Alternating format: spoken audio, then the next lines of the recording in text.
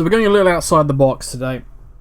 By that, I mean we're not necessarily specifically looking at World of Warcraft. It is Blizzard related, but it's about Hearthstone. But it kind of... I mean, it's indicative of Blizzard at the moment, but in fairness, it's also the way the gaming industry is as a whole at the moment. But before we go too grandiose, let's bring it back into perspective here. Now, what I'm talking about is the changes to the Hearthstone cards that Blizzard do. Now, not talking about the new expansion, just purely the aesthetics of the Hearthstone cards. Now, here, up on the screen, is an example of some of the changes they've made.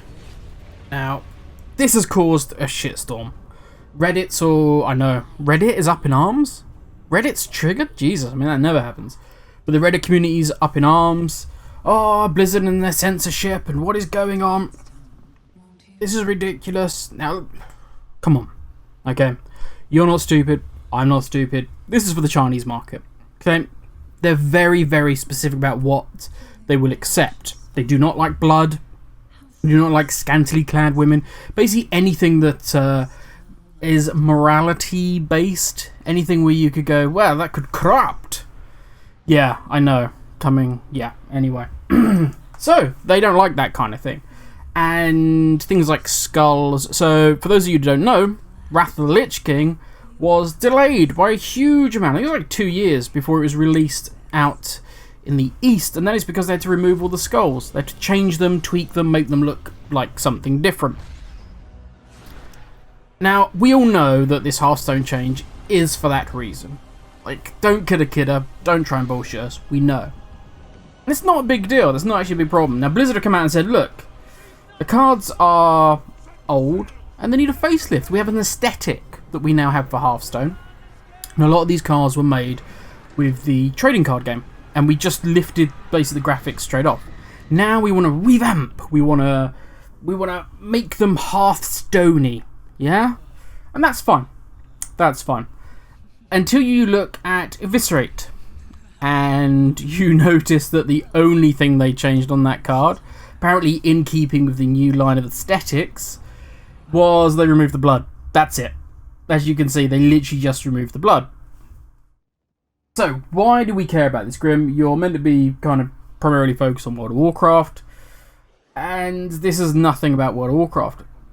What I'm touching upon here is communication. That's it. Communication. Now, Blizzard, for a while now, unfortunately, have been in the habit of not communicating. Just not been interested. We get Ian's videos, which are helpful. Kind of, even they have acknowledged that it's very bingo card related. We kind of know the things they're going to say. And nothing truly shocking zero. So I was, there'll be more on that later. There'll be more here. Yeah, no details on that yet, but they're coming. And they cherry pick the questions that they're asked. So, you know, rather than, can you explain to us the exact reasons behind X GCD change? Can you explain to us why this, and this happened, and nothing was said? Why did you destroy a class that actually was okay? It was fun. You could have tweaked the numbers, but you destroyed the playstyle. Why did you do that? They don't. Instead, it's like, Ian, hi, hi.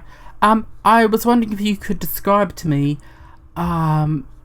what your perfect Sunday would be. Yeah? That's not too much trouble, isn't it? He's like, no, not at all. Not at all. And he sits back and he's like, my perfect Sunday. It's like, it's hardly the hardest hitting question. Or, Ian, what's your favourite colour? You know, they're not hard hitting questions that they cherry pick. It's kind of in line with what they already wanted to be asked. So, that's fun. But I applaud them for even trying. I applaud them for even doing it. I will say right now, I have the utmost respect for Ian turning around and saying, we're not doing shit. Basically until 9.0. We're not doing anything. In terms of class balance, all the big changes have to come next expansion. We can't do it now. We can't do it mid-expansion because we would be shoehorning them in around the current... You know, the Azerite neck, the Azerite armor. We'd be shoehorning these changes to suit, not to complement, because I don't think you could, the current mechanics of the game. And we don't want to do that. We want completely clean slate, so 9.0. And I say, hats off to you. Now, the cynical part of me is, would you have said that were Classic not coming out and you need an active subscription to play Classic? Again, I know that's very cynical of me, but I've been a gamer a long time, and, you know, let me put it this way. If it looks like a duck, and it sounds like a duck, and it's on top of a lady duck, it's probably a fucking duck. Yeah, let's be honest about this. But let's take this back to Hearthstone, which is where this all started. So all of this kicked off. Censorship! Good God! No! No! Think of the children! Ah! And Blizzard responded by saying, you know, it is a 5-year-old game. We're updating the graphics. And it was like, oh, I'm calling bullshit on that. I'm calling bullshit. And it was almost as if, do you know what? Why did you do that? Why did you come out with what is probably 50% true, but also not the main reason? What happened to the respect between gamer and developer? What happened to that? It used to be that we could give feedback and the developer would either say, well, no, this is why we can't do that, or actually they're great ideas, guys. And you would have modding communities that would come out and create these fantastic mods. Now, Bethesda, great example of this. Bethesda accidentally released their modding kit. It was jumped upon, and everybody has created fantastic mods for countless Bethesda games. Absolutely incredible. Skyrim, regardless of what Todd had turned around and said, is not the game it is because they created something amazing. It is what it is because the modders created something incredible based on the foundation that Bethesda gave them. But if you try and play... It's like playing Minecraft without mods. It's chalk and cheese. But they came out and went, well, we're going to create the mod... I can't remember exactly what it's called now, but it's like the Nexus mod. It's whatever. It's Bethesda's place where they hold all the mods. And they're now saying, you know, 1 billion mods have been downloaded for Skyrim. It's like, hang on a minute, rather than saying modders are fantastic, which I've heard developers say, and they have, you know, just the way they've run with it is phenomenal, and we love our modders, and they're brilliant. You know, rather than saying this, they just said, nope, modding is kind of our idea, and we have the place where all the mods are, and it's fantastic, and we're kind of really proud that we even came up with this idea. And you're like, what? What? But that's kind of the way it's gone. Rather than us being a symbiotic relationship whereby we are gaming junkies and we can't get our fix without the developers. Also, they can't get paid or create these games if they don't produce our fix, because we don't pay them then. And then you're starting to go down the slippery slope of where basically you're EA and everybody fucking hates you no matter what you do. But getting back onto Blizzard, we need more communication, but it needs to be honest. Do you know what? If they had to turn around and said, the game needs to be tweaked for the Chinese market.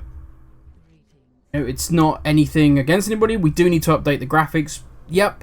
But we're going to take that opportunity. We need to relay, or we want to do this for China. Okay? And rather than just removing all the graphics, you know, where blood or, you know, where a woman has a little bit of cleavage showing, we're just going to spray paint her chest to look like the rest of her outfit. We're actually going to create some new awesome art to go with it. Okay? We're not just going to cover it up, or we're going to do something new and fantastic. So this is the reason, and this is what we're going to do. Everyone would have gone, okay, cool. Oh, that's getting, you know, my favourite card got changed, but actually I kind of like the cool new art, or, that's a shame, or you shouldn't curtail to China, brr. But that communication, that problem has ended, it's gone. If they'd have just come out with, this is the reason we're doing it, guys, being entirely honest with you, nobody with an issue, it would have just disappeared. Now, the flip side is, we as the consumer, we as the gamer, we as the people listening to this information, then can't go,